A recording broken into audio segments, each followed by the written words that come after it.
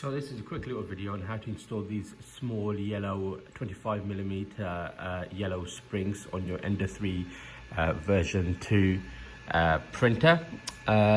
These springs come in two sizes, 20mm and 25mm. Here I've got the 25mm length springs. It really doesn't matter which ones you go for.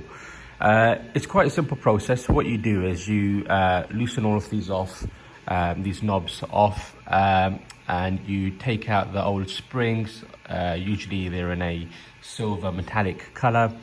You replace them with the yellow springs and you tighten it up slightly. But what you will notice is that you will need to then move the Z axis or Z axis limit switch, which is this little piece here.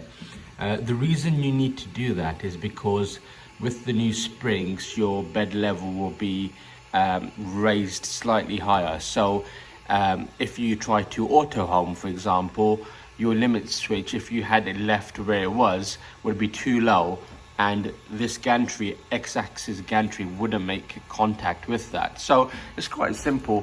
What you need to do is either you can disable your stepper motors in your menu, or you can just turn the printer off and manually wind down the x-axis gantry, just so that the nozzle is floating slightly above the bed. And then you loosen the two screws here and you move this limit switch up so it touches and compresses. You can maybe hear it. Touches and compresses that switch, so it activates the switch. So once you've done that, you tighten it back up, and you'll know that when the x-axis gantry comes down, just before it touches the bed, maybe a millimeter or two before, it will activate the limit switch.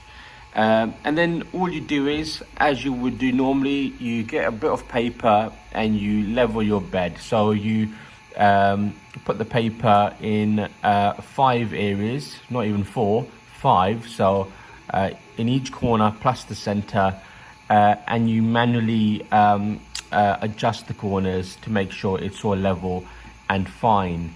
And the way you turn these is, if you want the bed to go down or away from the nozzle, you turn it anti-clockwise. If you want it to go towards the nozzle and be raised higher, then you turn it clockwise. What else is there?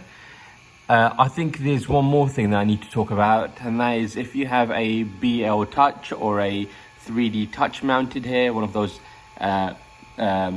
automatic bed leveling sensors like that, then in addition to all of that, you will probably need to set your Z-axis offset, which, hey, look, if you installed a BL Touch, you probably are a genius at doing already.